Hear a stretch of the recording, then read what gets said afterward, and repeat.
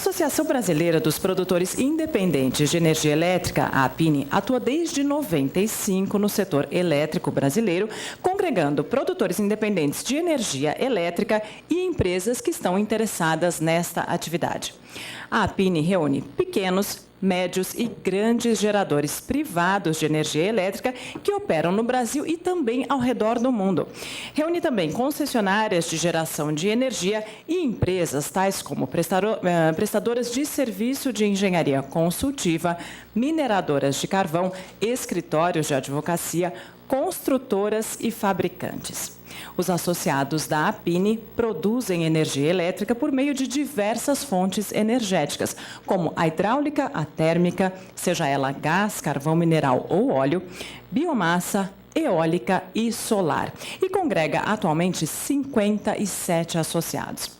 A associação tem como objetivo promover a união das empresas que estão interessadas na produção independente de energia elétrica, sempre defendendo os seus direitos e os seus interesses perante os poderes públicos e as instituições nacionais e internacionais, além de cooperar com eles atuando como órgão técnico e consultivo, no estudo e na solução das questões relacionadas a todas as atividades dos seus associados. Nós vamos assistir agora a um vídeo que conta um pouquinho mais sobre a história da APINE. Vamos ver? Existe uma energia que faz a gente sempre acreditar num dia melhor. Uma energia que faz milhões de famílias acordarem cedo, cheias de esperança. Energia que traz confiança para a economia, que faz empresas investirem, que gera oportunidades e empregos. É essa mesma energia que, desde 1995, faz da Associação Brasileira dos Produtores Independentes de Energia Elétrica, APINE, a instituição que promove o desenvolvimento sustentável da geração de energia no setor elétrico brasileiro. Há 16 anos, quando o país mais precisava de energia para se desenvolver, a APINE surgiu para trazer força ao setor e garantir um bem fundamental: a consolidação da produção independente de energia elétrica como um meio de propiciar ao país a energia necessária para o seu desenvolvimento. Após 16 anos da nossa fundação, temos muito do que nos orgulhar. A APINE reúne meia centena de associados, entre pequenos, médios e grandes geradores de energia elétrica, além de empresas de engenharia, fabricantes de equipamentos, mineradoras, escritórios de advocacia, construtoras e outros interessados na produção independente de energia elétrica. Se a união realmente faz a força, foi somando talento, esforço e dedicação que chegamos a mais de 47 mil megawatts instalados no Brasil entre todos os produtores associados, o que corresponde a cerca de 43% da capacidade instalada no país. Isso sem falar nos projetos atualmente em construção e em fase de projeto. Energia que vem das mais diversas fontes, como hidráulica, pequenas centrais e usinas hidrelétricas, térmicas, óleo, carvão mineral e gás, eólica e biomassa. Sempre ativa, a APINE transformou-se em um agente essencial na promoção dos interesses da cadeia produtiva. Trabalhando sempre com base em critérios técnicos científicos, conquistou a confiança do setor elétrico, do poder público e de instituições nacionais e internacionais. A APINE tem a sua linha de atuação baseada em argumentação técnica. Dessa forma, para analisar e propor soluções para o setor, reunimos os técnicos de nossas associadas e, se preciso for, contratamos consultorias. Assim procedendo, temos participado das importantes decisões tomadas no setor elétrico brasileiro. E isso é uma grande conquista. A verdade é que, juntos, unindo todos os nossos associados, poder público e stakeholders, não é só energia elétrica que geramos. Os benefícios são maiores quando pensamos em toda a sociedade. É sempre bom saber que no fim de cada esforço desempenhado por todos nós, sempre vai estar aquilo que mais importa: oferecer qualidade de vida a milhões de famílias brasileiras e colaborar para que o país tenha, através da competitividade no fornecimento de energia, um parque industrial referência em todo o mundo. É isso que nos dá energia para continuar a enfrentar novos desafios.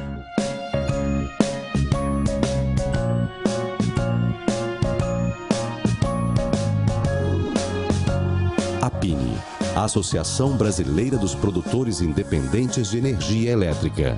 Energia independente e para todos. Então, um pouquinho mais da história da APINE. Este é o 12º encontro dos associados da APINE com seus convidados. Nós realizamos esse tipo de evento com a finalidade de debater os assuntos mais importantes para o setor elétrico brasileiro, sempre buscando promover mais massa crítica para o desenvolvimento do setor como um todo. O tema do evento desse ano é o momento político-econômico aqui do nosso país e também do mundo, as perspectivas e as tendências. E nós vamos ter o prazer de ouvir as palestras que serão apresentadas pelo jornalista Carlos Alberto Sardenberg, pelo diretor da ANEEL, senhor Julião Coelho, e pelo diretor de estudos da EP, José Carlos de Miranda Faria. Neste evento, nós também faremos o lançamento do livro Formação de Preços em Mercados de Energia Elétrica, a segunda edição revisada e ampliada. Um exemplar do livro já se encontra dentro da pasta dos senhores e o autor, claro, é o Dr. Edson Luiz da Silva, que vai autografar os exemplares durante o nosso almoço. Hoje nós também teremos a satisfação de contar com a presença do secretário executivo do Ministério de Minas e Energia, senhor Márcio Zimmermann, representando o ministro Edson Lobão da Silva e também de diversas autoridades e lideranças do país e do setor elétrico brasileiro. Bom, para darmos início à abertura do 12º encontro dos associados da APINE com seus convidados, eu convido agora ao palco o presidente do Conselho de Administração da APINE, senhor Luiz Fernando Leone Viana. Por favor.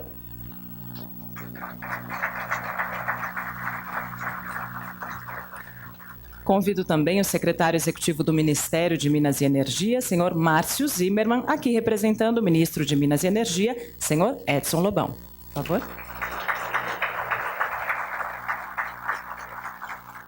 Convido o diretor-geral do ONS, senhor Hermes Chip.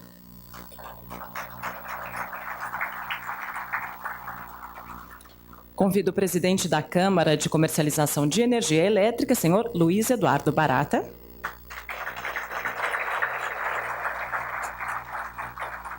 Convido o diretor da EP, senhor Amilcar Guerreiro, aqui representando o presidente da EP, senhor Maurício Tomasquim.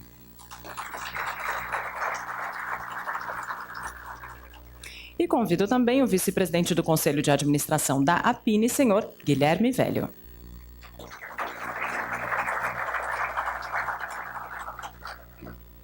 Eu gostaria de pedir a todos que fiquem em pé para que nós possamos ouvir o hino nacional. E agora passamos a palavra primeiramente ao presidente do Conselho de Administração da APINE, senhor Luiz Fernando Leone Viana. Por favor.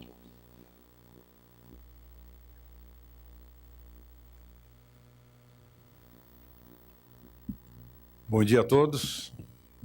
É uma satisfação muito grande da APINE receber nesse 12º encontro seus associados, seus amigos, para junto debatermos, conversarmos sobre temas do setor. Quando esse encontro foi elaborado, foi pensado, nós ainda não tínhamos aí, né, a MP 579, mas a APINE não poderia ficar alienada, não poderia passar esse momento, né, sem comentar esse importante marco do setor elétrico. Então, no final, no encerramento, o nosso vice-presidente do Conselho, Guilherme Velho, vai expor as impressões iniciais, né, é um assunto que está em análise ainda na associação, sobre essa medida provisória. Eu gostaria de, mais uma vez, desejar a todos uma boa manhã de trabalho e, ao final da abertura desse evento, nós vamos abrir a palavra aos componentes da mesa para rapidamente falar assuntos de seu interesse, de forma que a gente possa manter o nosso horário aí, que está bastante rígido hoje. Muito obrigado.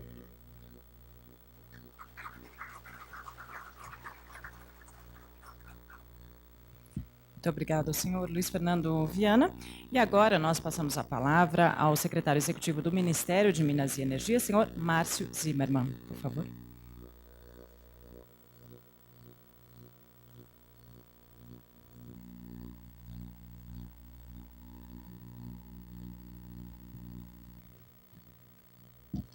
Bom dia a todos.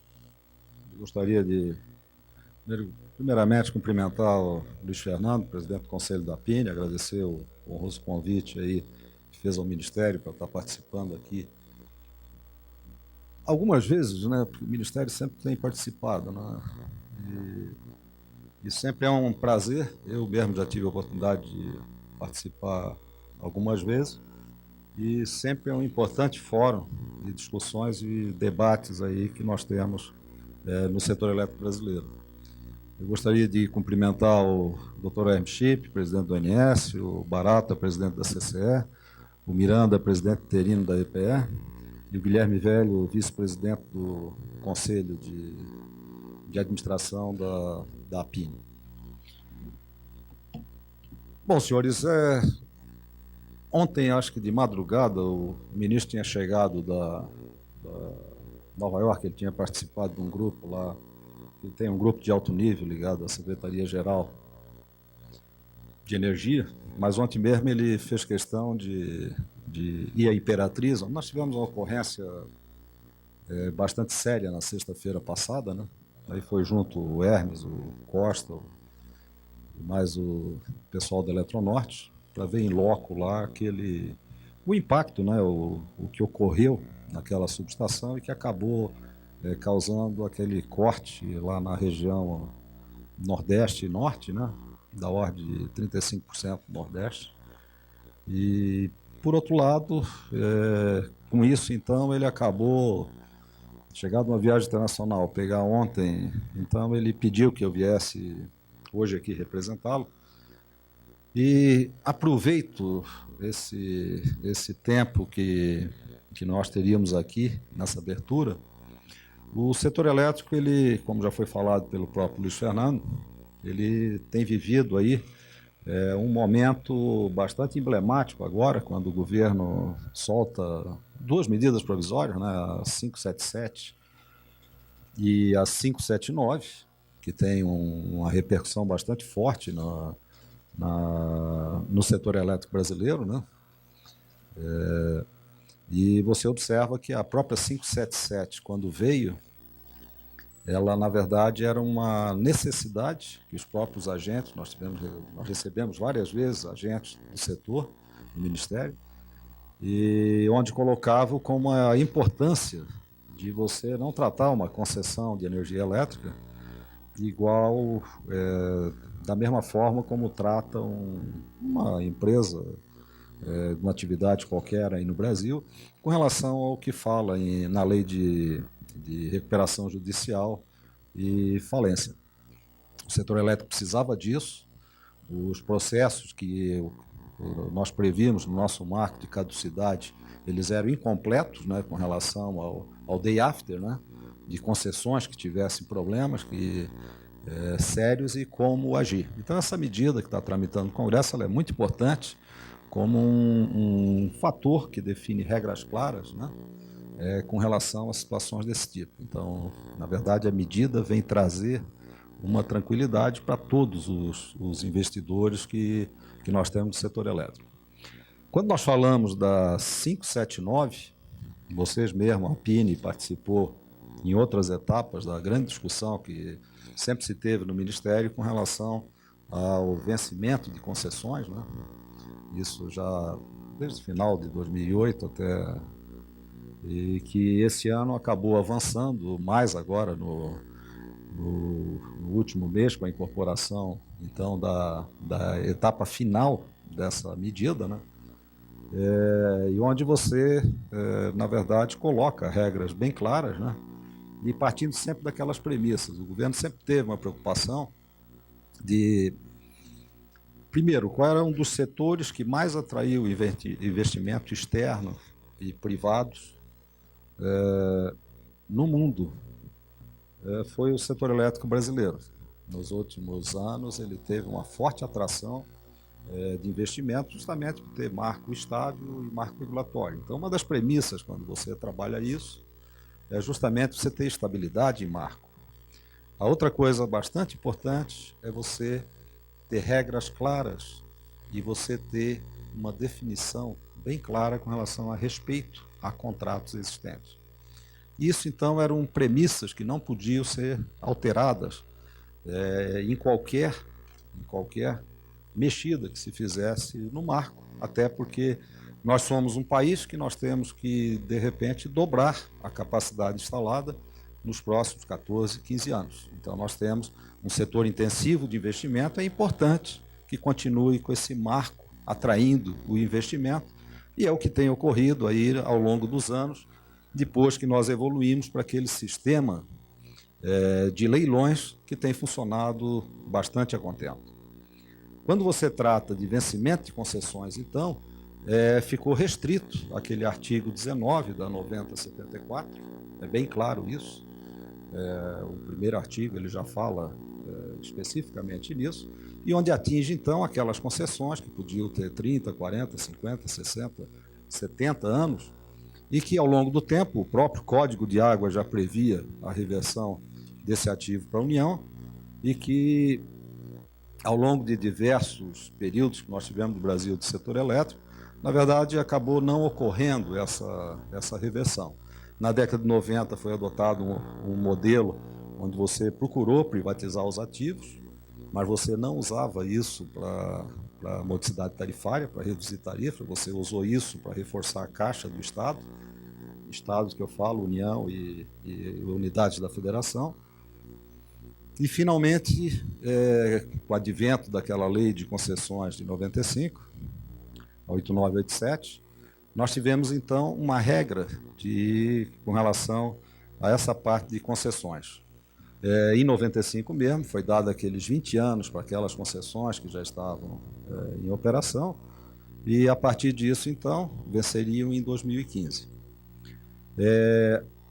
Há muitos anos que o Ministério tem uma preocupação de como equacionar esse problema dos vencimentos das concessões, mas, de qualquer forma, havia uma decisão já de governo de continuar um daqueles pilares básicos que foram implantados ali em 2004, quando você fez ajustes naquele modelo que nós tínhamos na década de 90, em função de que, na década de 90, nós não tínhamos conseguido atrair investimentos para o setor elétrico, em função justamente das dificuldades do que o próprio modelo dava, de você fazer os famosos PPAs, né? Eu mesmo me lembro, na época, ou como diretor da Eletrosul, ou como diretor da Eletrobras, a dificuldade que nós tínhamos de, quando você ia fazer uma usina, quem é que ia dar o PPA, o Power Purchase Agreement, para garantir a financiabilidade do projeto? Não tínhamos. O modelo de 2004 ele foi muito bem sucedido nesse aspecto, quando ele trouxe, então, e que viabilizou, então, essa bela expansão que nós vamos tendo, e a ponto hoje com um modelo que foi tão versátil que nós conseguimos até viabilizar grandes empreendimentos de hidrelétricas que normalmente em outros países entram mais via o próprio Estado, dando todas as garantias de financiabilidade, e aqui o modelo que foi implantado acabou viabilizando usinas de um porte, quando o Brasil começou a fazer, a partir de 2006, uma grande discussão nacional de usinas na Amazônia, de usinas tipo Giral, Santo Antônio, Belo Monte, Telespires e outras, dentro desse modelo. Então, esse modelo tanto se ajustava para pequenas usinas, para fontes alternativas, como a eólica, que ele mostrou que foi um sucesso no ponto que evoluiu a questão de preço e o aspecto que já trazia e respeitavam daqueles pilares que nós tínhamos do modelo, que era a modicidade tarifária. Então, a expansão bem enquadrada. E restava agora, então, justamente você tratar aquelas concessões que iriam vencer. E o governo, dentro dessa visão do que você tem do vencimento dessas concessões, ele iria, então, adequar isso, e é a proposta que mandou para o Congresso, de você adequar esse marco, respeitando contratos, respeitando todas as condições, de forma que você possa trazer, com esses ativos depreciados, o benefício para a sociedade. E é isso, então, que trata a medida 579, que nós temos certeza que o Congresso irá respeitar, no sentido de ver a importância para a sociedade brasileira de considerarmos, então, esses ativos depreciados, esse benefício diretamente para permitir um maior desenvolvimento econômico e social do Brasil. Senhores, com essas palavras com relação a 579, que eu sei que vai ser um dos pontos importantes, o Luiz Fernando já falou, de discussão aqui nesse fórum da APINE, eu tenho a certeza que o entendimento de todos os senhores, quando analisarem que o governo vai respeitar contratos, o governo vai indenizar, se dá alternativa de alguém prorrogar a concessão, ele dá alternativa opcional, se a empresa deseja ou não ter aqueles 30 anos num novo regime, um regime que vai considerar, não é como uma usina nova, que eu tenho que ter o capital e construir a usina e recuperar ao longo daquele prazo de 30 anos. Aqui o capital já está amortizado, o que não estiver será indenizado, e dessa forma, então, permitir esse benefício. Com essas palavras, então, eu só desejo aqui, Luiz Fernando, particularmente respeitando o prazo aí que vocês pediram, um belo encontro e um sucesso aí para vocês. E eu, infelizmente, vou ter que me retirar, porque eu estou com o Zé da Costa aqui, nós temos uma reunião do Conselho de Administração da Eletrobras, que já começou às 9 horas, né? Ou era para começar, né? Então, eu vou ter que sair agora. Um abraço a todos e muito obrigado.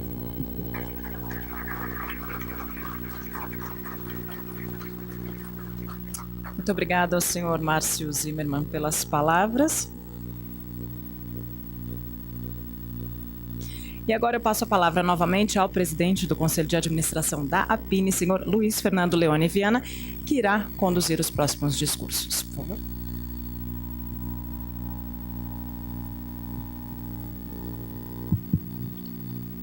Bom, agora, então, como eu falei, vamos abrir a palavra aos participantes da mesa e breve pronunciamento aí sobre o setor elétrico, sobre o momento atual e sobre o nosso estaria aqui com o doutor Hermes.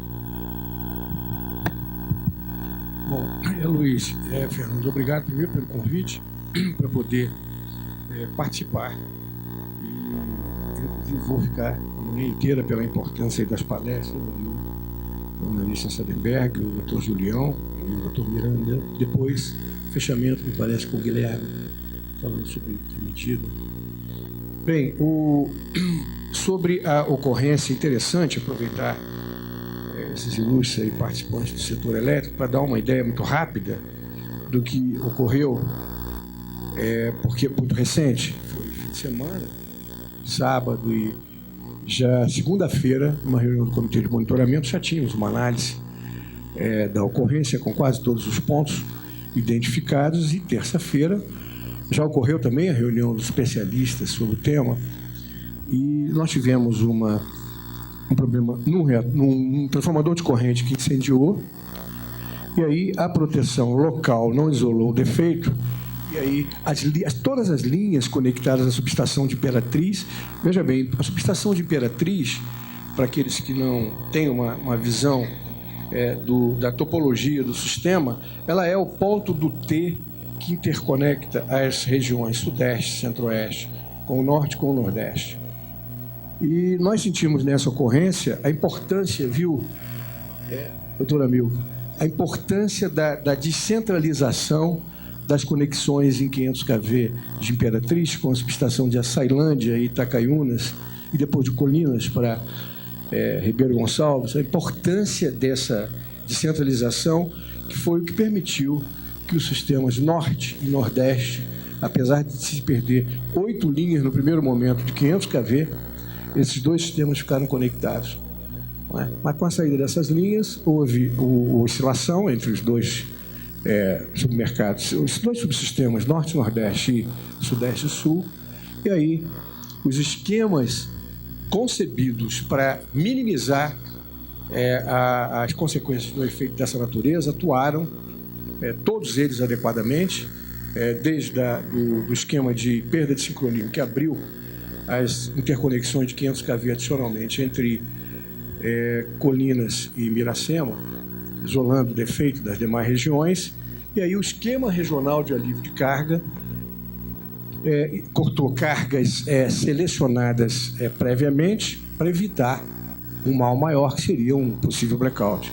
Então, esses esquemas atuaram, você teve um evento dessa natureza e uma recomposição de, no máximo, em torno de meia hora, nós já tínhamos mais de 70% da carga recomposta. Isso porque esse esquema, como você já sabe, é onde desliga, as distribuidoras religam rapidamente, e isso foi muito proveitoso para a recomposição.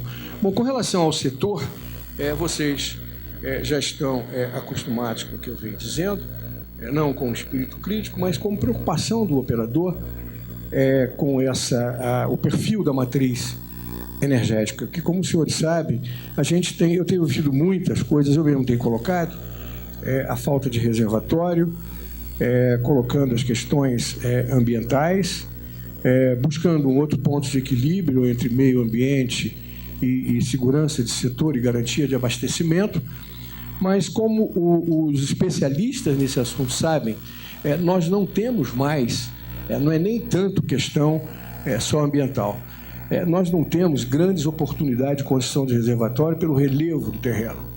Então, existem algumas possibilidades, tem outras fora do país, como esses projetos que a Eletrobras está conduzindo aí com o Peru, eu espero que dê certo, alguns projetos que ainda são capazes de armazenar e de construir alguma coisa para guardar água, mais água, e tenho colocado, por causa disso, a expansão significativa de eólica sem se expandir reservatório. Então, eu acho que essas coisas é muito bom, eu tenho ouvido muitas coisas sobre eólica com reservatório, mas entra eólica e não entra reservatório.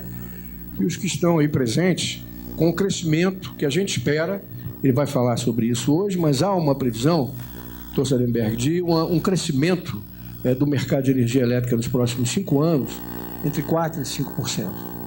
Em 2012 se espera 3,3%, e considerando um PIB de 4%. Evidentemente, se isso for ajustado, a gente vai ajustar essas previsões, mas, de qualquer maneira, um crescimento diferente dos países mais desenvolvidos, principalmente Europa e Estados Unidos, que estão numa faixa de crescimento aí entre 0 e 2, no máximo, diferente completamente. Então, a gente tem que expandir, e por isso eu tenho colocado que, para garantir a segurança e chegar a um ponto de equilíbrio maior, nós temos que colocar térmicas, e aí térmicas de custo competitivo, para serem despachadas a gás, esse combinado, e o gás não aparece.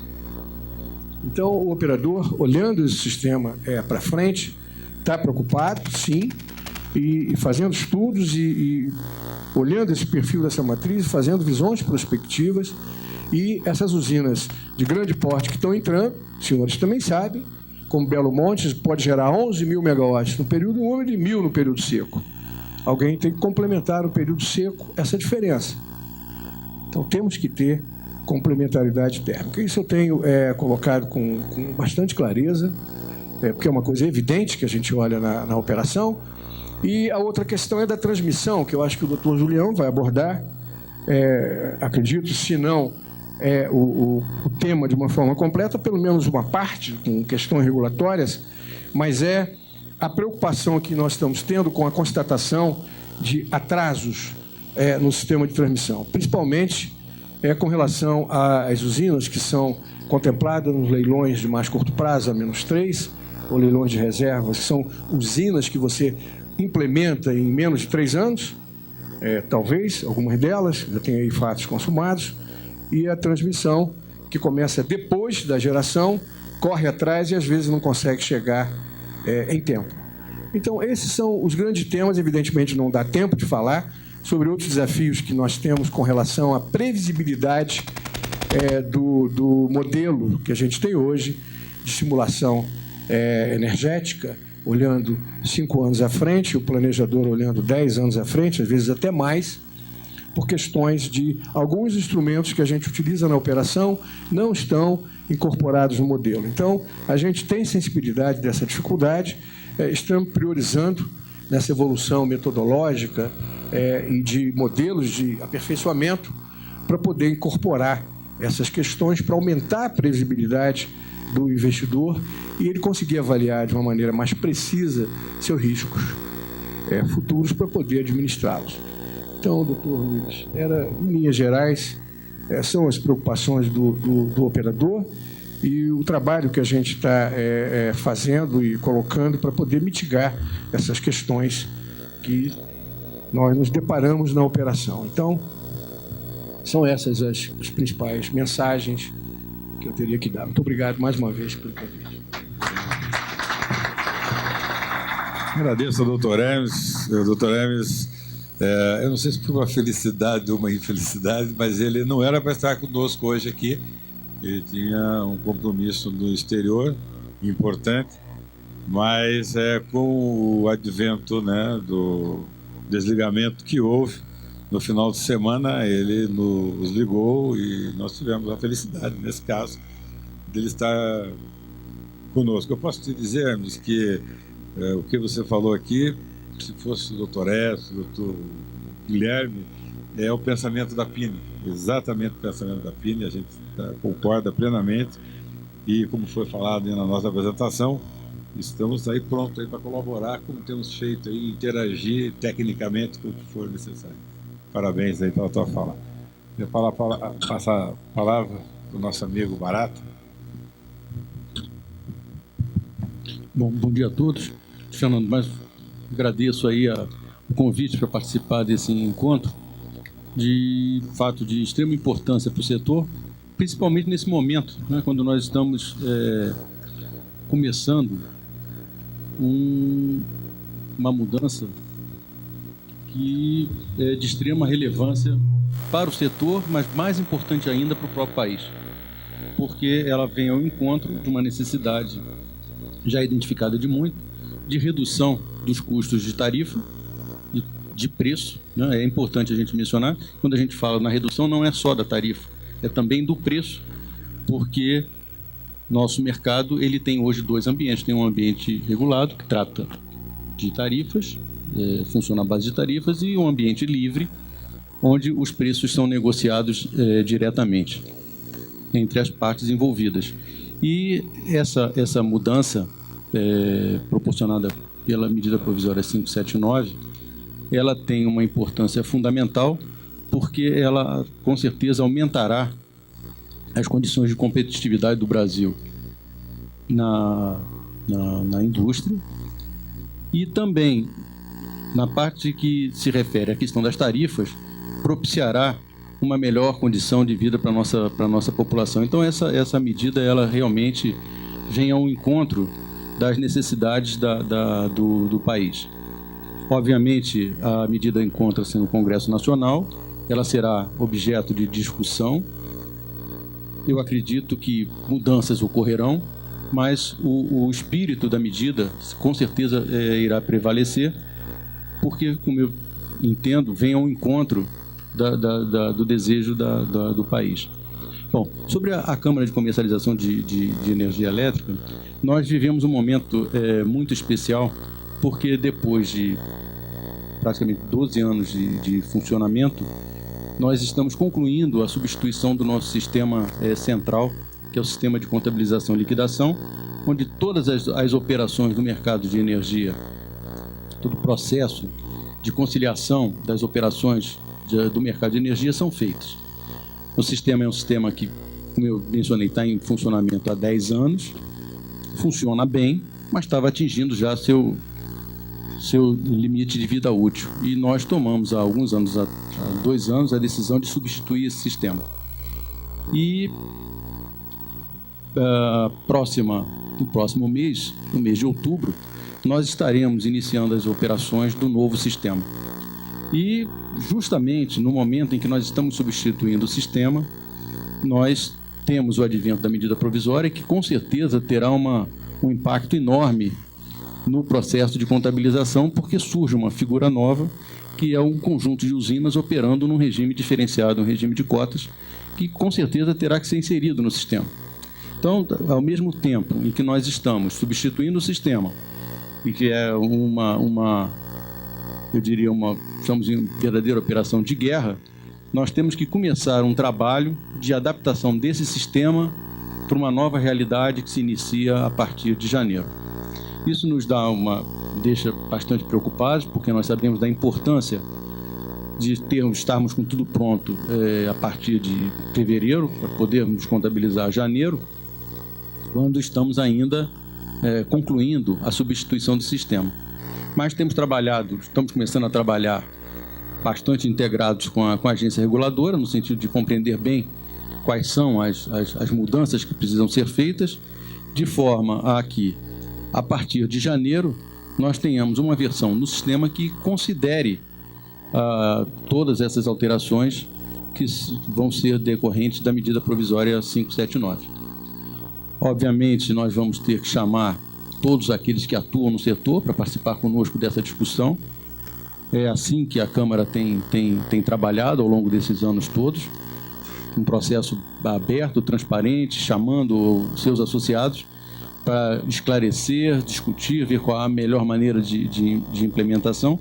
Mas eu já adianto que nós vamos ter, esse final de ano e o início do ano, um desafio bastante grande, tanto da nossa parte como da parte dos associados, que tem que ter uma interação com o sistema novo e com essa nova realidade que se avizinha, fruto da medida 579. Bom, eu não vou me alongar mais, eu acho que nós vamos ter palestras muito interessantes, é importante a gente respeitar o horário E eu, de novo, reitero aí meus agradecimentos pela participação, Luiz Fernando. Obrigado. Agradeço ao Barata e quero reforçar, porque ele falou que realmente essa interação tem ocorrido, ontem mesmo recebemos mais um convite, tem sido permanente. Gostaria de convidar nosso amigo Guerreiro, representando nesse ato a EP. Bem, bom dia a todas e todos. Primeiro, Luiz Fernando, eu quero agradecer pessoalmente, em nome do professor Maurício Tomasquim, que está ausente, o convite feito à EPE.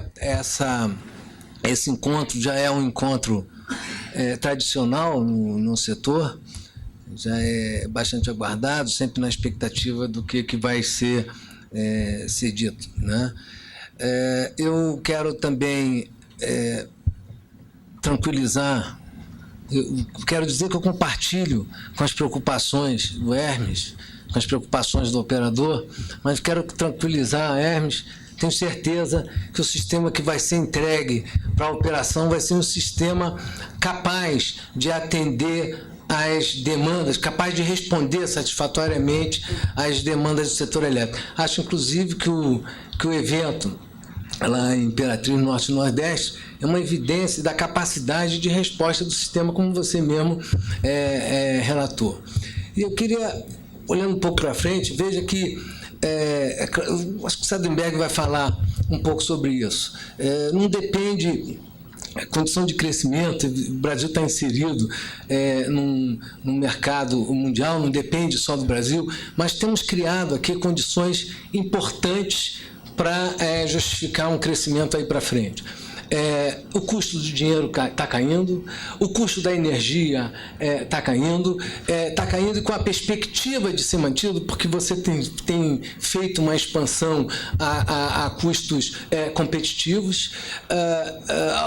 A queda do custo da energia não está só ligada às usinas, mas à redução dos encargos e tudo mais. Então, há um investimento pesado em infraestrutura, isso tudo criando condições estruturais para que, vencida essa fase que estamos vivendo, que o mundo está vivendo hoje, você possa trilhar um caminho sustentável de crescimento.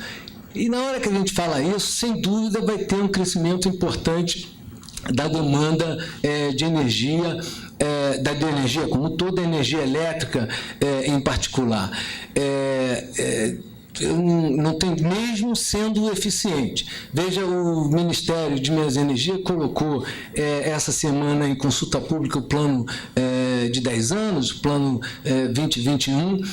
Nele, na projeção de demanda, você já leva em conta ganhos de eficiência energética que na área de energia elétrica equivale a uma usina do tamanho de Tucuruí, que na área de combustíveis equivale a mais ou menos 20% do que você produz e consome hoje de petróleo, e mesmo assim há um crescimento importante da demanda. Então, isso coloca para os associados da APINE um desafio enorme. A gente viu no filme de abertura de vocês a proposta da APINE, de como ela foi formada, de apresentar soluções e participar da expansão da oferta de energia no país, e esse desafio é permanente e ele continua. Acho que tem espaço para todas as formas de energia. Todas as formas de energia. Num primeiro momento, pode ser alguma mais intensa. Se você pensa no horizonte maior, certamente você não pode descartar nenhuma forma de energia, até porque elas têm características diferentes e vão ter papel, cada uma delas tem um papel importante no atendimento à carga do sistema. Então, tem lugar para todas, precisa apresentar competitividade, precisa ter a preocupação, que eu acho que é permanente, e os associados da APINE têm isso, com a questão ambiental, com o impacto ambiental, mas o desafio é grande. Então, nos próximos 10 anos, eu fico... acho que o desafio é importante para os associados da APINE, mas eu sou um otimista, fico tranquilo que a gente vai poder entregar para o Hermes um sistema que ele vai ter toda a condição de operar da melhor forma. Tá certo? Obrigado aí, você. Amigo, eu também agradeço as tuas palavras e reforço o que eu falei aqui, e que vale para o EDS, para a CCE e para a IPE. A gente tem estado naquela casa constantemente, e o doutor Maurício e seus diretores têm nos atendido assim, portas abertas sempre. Essa interação é muito importante. Para concluir, passo a palavra para o vice-presidente do Conselho de Administração da APINE, Guilherme Velho. Ok, obrigado. Eu já vou ter a oportunidade de estar me manifestando no final sobre essa questão da MP 579. Mas, nesse momento, eu vou procurar ser o mais breve possível, só para reportar que a APINE trabalha nesse ano com 11 metas, e eu, particularmente, 11 metas sendo executadas pelos seus associados, como o Luiz Fernando falou, e o que foi dito também no nosso filme. Nós procuramos executar os nossos trabalhos com os próprios técnicos das empresas associadas e, eventualmente, com consultores. Particularmente dessas 11 metas a que eu me referi, eu queria me reportar a 3 delas de forma muito rápida para comentar algo que o Hermes falou. Ele declinou a preocupação dele com a confiabilidade do sistema decorrente de um crescimento expressivo da geração classificada como intermitente, que é o caso da geração eólica, como igualmente são outras fontes que não têm um regime contínuo de produção, como, por exemplo, hidrelétricas a fio d'água e outras fontes dessa natureza. A APINE está muito debruçada sobre esse problema e ela está conduzindo 2 metas que procuram, sem deixar de lado o conceito de contratação da energia pelo menor preço, a incorporação nesse preço de todas as variáveis que efetivamente devem ser consideradas e que, de forma direta ou indireta, acabam repercutindo no preço final para o consumidor. O nosso trabalho consiste em incorporar na análise da fonte que venha a ser contratada não só o preço mais explícito, mas também outros fatores como a confiabilidade, a flexibilidade de operar aquela fonte, nos momentos mais críticos para o sistema, contar com aquela fonte independente de qualquer circunstância climática, a questão do atendimento simultâneo à carga de energia e à carga de ponta, a incorporação adequada dos custos de transmissão, sem levar em conta a parcela assumida pelo consumidor, mas sim o custo pleno de transmissão do ponto de injeção daquela usina, levando em conta as questões de confiabilidade que decorrem de uma usina localizada a longa distância, 3, 4 mil quilômetros, com milhares de torres de transmissão, alguma precificação ser dada ao risco elétrico decorrente dessa associação. Isso não quer dizer que, em última instância, a gente não possa fazer uma usina em Roraima, mas quer dizer que a usina em Roraima deve ser contratada pelo menor preço, preço esse que considere todos os aspectos aos quais eu me referi. Nós estamos muito empenhados em dar esse passo qualitativo no processo de contratação da expansão. A APINE teve uma participação histórica muito relevante, sempre muito próxima da EPE, do governo, do Ministério, já na época da presidenta, quando ela era ministra, e nós pretendemos continuar atuando de forma proativa para o aperfeiçoamento desse modelo. A outra meta que eu queria me referir rapidamente é a questão da sintonia, do sincronismo entre o processo da expansão da geração e da expansão da transmissão. Existe uma meta específica na nossa associação, também que visa apresentar uma série de sugestões para evitar que uma usina fique pronta e disponível para operação sem sua linha de transmissão estar concluída. A gente sabe que isso não é uma falha de planejamento, isso é uma decorrência natural do processo em que não se sabe a priori que usinas vencerão o certame, então antes tem que se fazer o leilão para depois definir o sistema de transmissão. Claro que no caso de projetos estratégicos, o que eu disse não se aplica, porque já se sabe a priori que aquela usina vai ser implantada. Mas nas outras fontes que são contratadas num regime competitivo, existe essa dificuldade de se conhecer primeiro a fonte para depois se planejar a expansão da transmissão.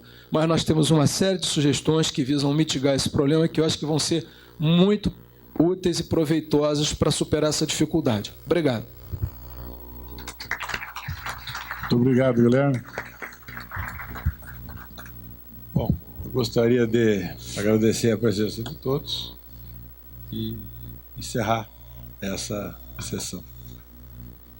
Só desculpe, o Hermes tinha pedido aqui 2 minutinhos. Só para dar uma descontraída, eu esqueci, já que o Amilcar está tão bonzinho, faz algum leilão regional ou por fonte. Só para descontrair.